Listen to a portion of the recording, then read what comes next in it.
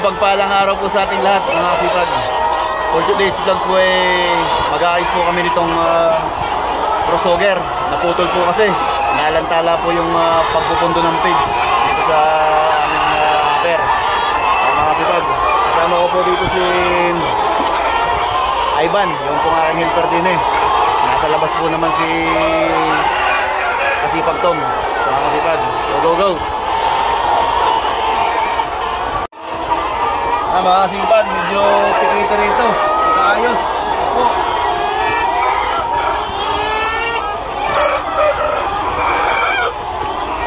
Bihira kasi maputol ito mga kasipag. Bihira maputol ito hose pipe.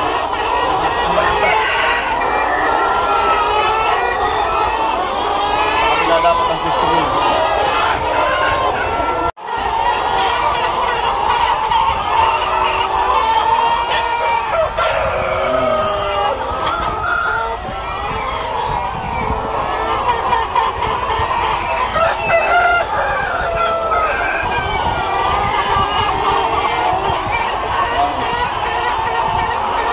Medyo mahirap kasi tikiti.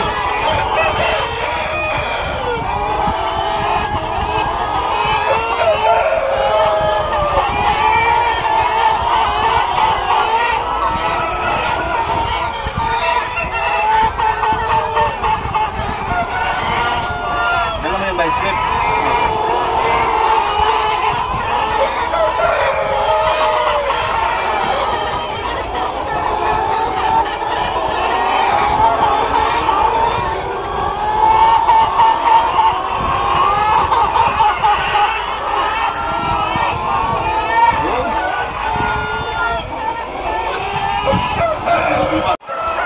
Yan mga kasipag, bali ito yung auger.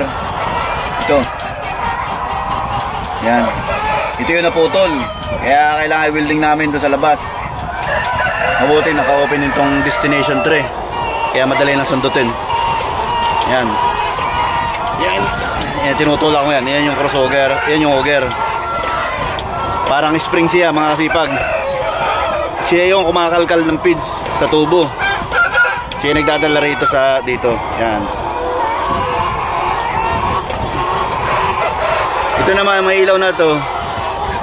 Ang purpose ito yung mag-close open itong PVC na to. Balik cover siya. Pag open, ibig sabihin pag naka-automatic doon sa destination valve sa sa control, mag-open ito kung dito nababagsak sa hopper na to. Bali ang purpose nito close open niya. Tapos paglipat sa kabila, ibig sabihin pag lumipat na din sa kabilang hopper, kailangan close na siya. Dadaan na lang siya dito sa page, yung page dadaan na lang dito. Kaya itong auger na to, ito yung nagkakalkal ng page galing doon sa timbangan. From silo to timbangan, timbangan to hopper. Yan mga kasipag. Kaya malaking bagay din ito. Ito hindi nababantayan ng Blackman pag may ganito. Automatic outlet. Ito yung may maliit na motor to. Ito yung nag-open dito. May gear yan dito sa gilid. Yung gear na yan, siya yung nakakapagpa-open nito at nakakapagpa-close nitong PVC.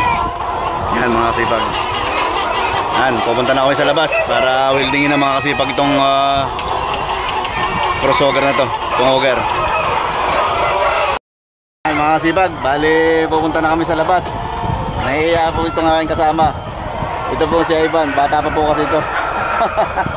Yan po aming helper na bago dito. Malamang dito na po yan tatagal. Basta magtinulang sa trabaho, tatagal po yung batang yan dito. Mga kasipag. Bata pa po yan, parang 21 lang ata po. Ano edad mo na boy? Ano edad mo na? 22 pala, 22 mga kasipag. Bagong hire po ito. Siguro mga dalawang buwan na rito. Ilang buwan ka na dito? Isang buwan pa lang sir. Isang buwan na po siya dito. Bali po ito yung aking kapalit ni Froilan. Yung aming helper na isa. Mga kasipag, lalabas na kami. Si Tom naghihintay doon sa labas. Bibildingin na namin yung auger na naputol. Yun ang problema rito mga kasipag. Pagka pumasok ka sa building at may ayusin, Yan ang mangyayari. Pulo sa likabok. Eh, alam magagawa, talagang ganun. Kailangan ayusin. Kahit marumihan. Ganyan tayo mga masisipag. Hindi, talagang kailangan magkaganito. Magkaganito talaga pag pumasok sa building, mga kasipag. Marurumihan at marurumihan. Kahit nga yung mga bisor dito, yung mga vet, yung mga animal husband, talagang nadudumihan din. Yan, mga kasipag, punta namin kay Tom. Yan, mga kasipag, nandito na kami sa labas. Nihilan na namin tong crossover. Yan, naputol po.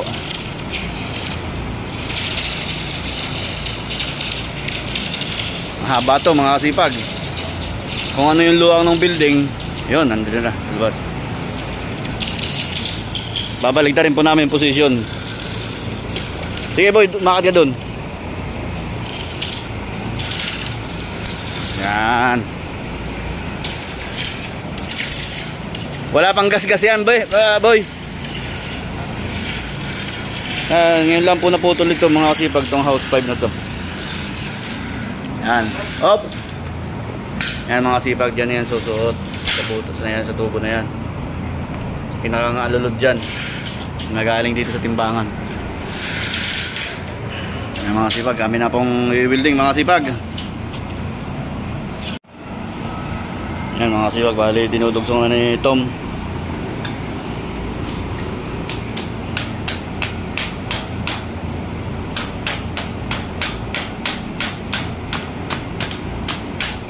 Yun, ganda ng pagkakadugsong. Yan po eh, palalamigin lang muna namin bago namin ipasok kasi baka matunaw yung tubo, mabutas gawa ng init ng pagkaka-welding. Yan po ang itsura ng auger, mga kasipag. Yan. Yan. Yan po yung kumakalkal nung feeds. Dine. Parang naipaliwanag ko na rin yata ito nung nakaraang vlog ko po, mga kasipag. Yan po sa PVC niyan. At ito po yung timbangan. Yan po. Yan, mga kasipag. Ayos, palalamigin na lang po namin.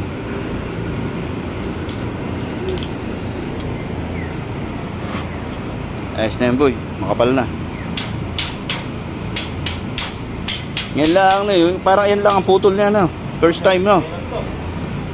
Oo nga, kasi simula nang dumating ako din eh, ngayon lang natin na baklas itong house 5 nito eh. Wala pa mga tama yung Wala nga tama yung ano, walang dugsong. Pari yan lang eh, no? Maganda mga kasipag, maganda po ang position ng tubo kasi nito kaya hindi putulin. Ayan po yan no. Bale yung bending ng tubo halos 100 degree o 90 degrees yan po. Kaya hindi po siya gasgasin. Hindi po kagaya nung iba na talagang matapang yung pagkaka-elbow. Yan po, katulad yan sa anong nasa itaas. House 8 yan po, nasa itaas. So, ito naman, house 7. Ito po madalas maputol itong sa house 8. Mga kasipag. Maya maya malamig na to. Mapasok na po namin, matatapos na to. Yan po mga kasipag, bali na ipasok na namin dahil hindi na siya ganong mainit yung pagkaka-welding. Bali binaligtad po namin yung position. Ito po yung naputulan kasi gasgas na po yan oh. Makikita niyo para talagang niliha, parang ginagrinder sa loob sa tubo.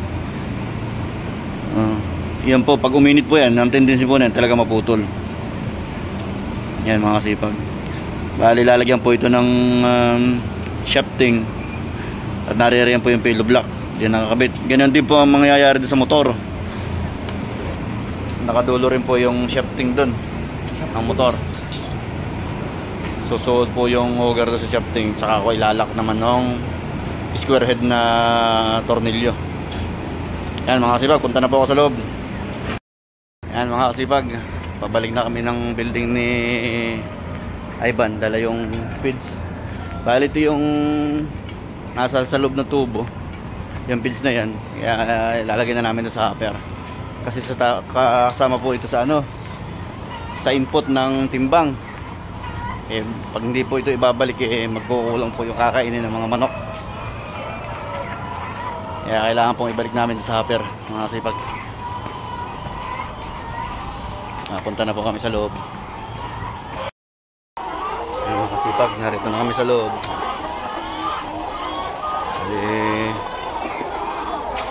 Doon pa sa ano, layo-layo pa, gitna pa. Doon pa. Nasa gitna kasi yung hopper, doon nakapwesto yun. Pakahaba kasi itong building. Ano to, kung di ako magkakamali mga kasipag, 120 meters yung haba. Tapos yung lapad naman hindi ako nagkakamali, parang 12 meters. Yung lapad dito, yung haba 120.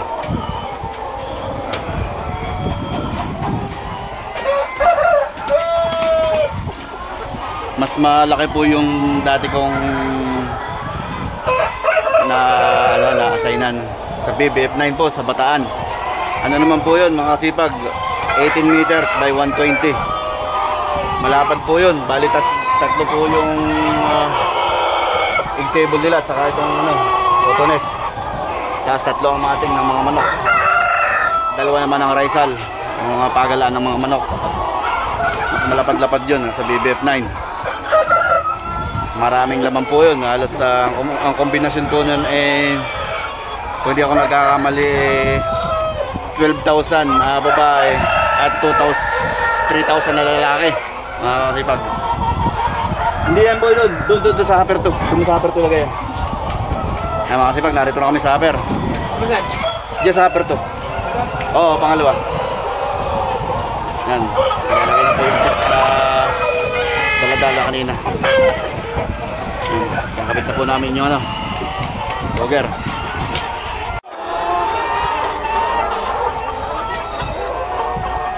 Nakapasok na sa shifting. Mga kasipag, nakapasok na sa shifting. Kapaka lang. Kapaka na lang talaga ito. Iti-itigasin tayo.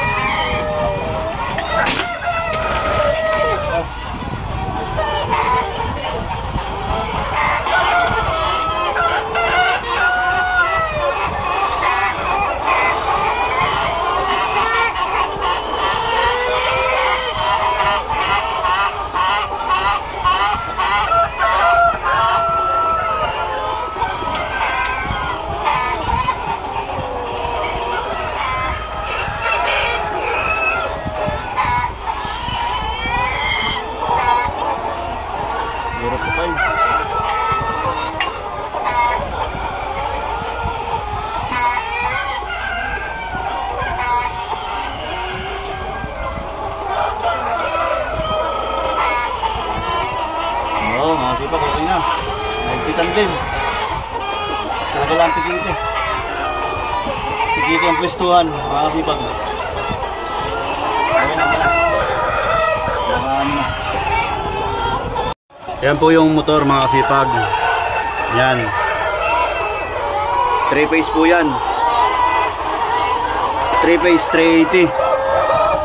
At ito po yung sinasabi ko naman kanina. Yan, medyo madilim lang. Ito po yung auger. Nakakapit na po yan. Meron po yung lock dyan. Tapos nakasuot siya doon sa shafting ng motor. Kaya pag umikot yung motor, iikot na po si auger. Kakalkalin na po yung feeds papunta rito sa loob para madala rito sa hopper. Ari po. Yan. Yan mga kasipag. Kaya dito mga kasipag hindi gaanong hirap ang mga plugman pagdating ng pagpupundo ng feeds. Dati po kasi manual to. Binubuhat nila yung feeds nakasako. Ngayon po hindi na dahil nga rito sa ating auger at saka sa silo. Ayan mga kasipag. Tapos na po mga kasipag. Bali, lalak na lang namin doon sa labas. Oh boy. Okay na po mga sipag. Yan ang aking kasama, si Ivan, batang bata. Aba, na pala yan. Yan yung lock. Yung takip. Okay na mga sipag. Yan mga sipag, narito kami sa service area. Ito po yung production nila ngayon, lumalabas dito sa ating Otones. Si Mario. Yan po yung nakabuilding dito. Yan. Boy, nasa hopper to na yun, no? Opo, sir. Sige. Amin na lang ilalak sa labas. Ay, umextra pa po itong aking kasama, si Ivan, no? Umextra pa pag sisilek ng itlog, mga kasipag. Ano kata? Hilahin natin yun. Ilalak na. Tara na doon sa silo. Ayan, mga kasipag, punta na po kami ng silo ulit para mailak yung auger. Ayan, mga kasipag, bali nilalagay na po yung pillow block at saka yung shafting. Ilalak na po yan. Ayan. Tinutuhog na po yung lock. Yun.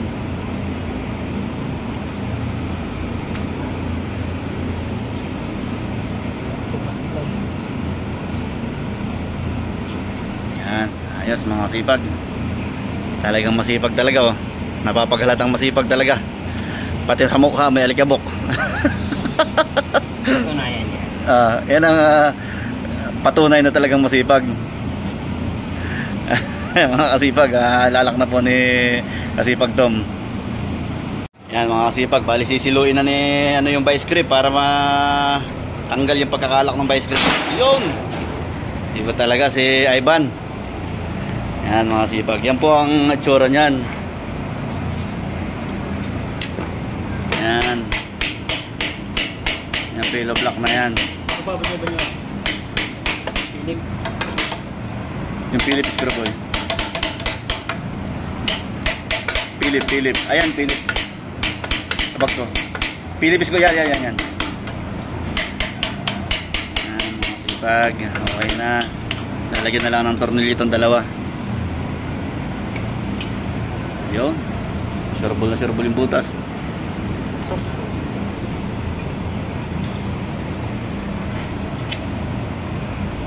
Kasi pagtapos na po ito. Ano, raradyo na ako doon, ha? Sige sir. Pipitikin ko na doon. Sige sir. Sa controller. Yan mga kasipag, okay na. Yan mga kasipag, narito na po ako sa controller. Dito sa Viper namin. Bali, kailangan po namin testayin para siguradong hindi ulit mahuhugot o mapuputol. Tommy. Sige sir, tutik sir. Ilag, kamay ha, kamay. Yan, nakamanual na.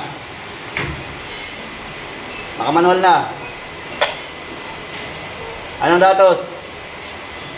Sige sir.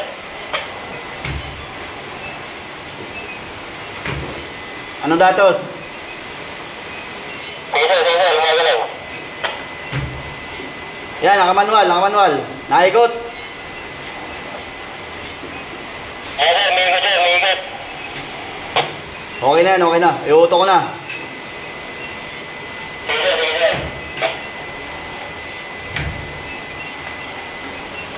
Ayan mga sipag, bali okay po yung aming ginawa. Success po. Sana naman huwag agad maputol. Pero tatagal po naman yun. Ayan mga sipag, bali nagkakarga na si silo auger. Ibabagsak na dito sa crossover. Ayos mga sipag. Success. At yan mga sipag, hanggang dito lang po ang aking videos. Sana po ay nag-enjoy kayo sa panonood. Sana rin po ay lagi niyong tangkilikin ng aking YouTube channel. Ako si Kasipag Vlog. Maraming salamat po. Ingat po tayo lagi. God bless po. Bye-bye.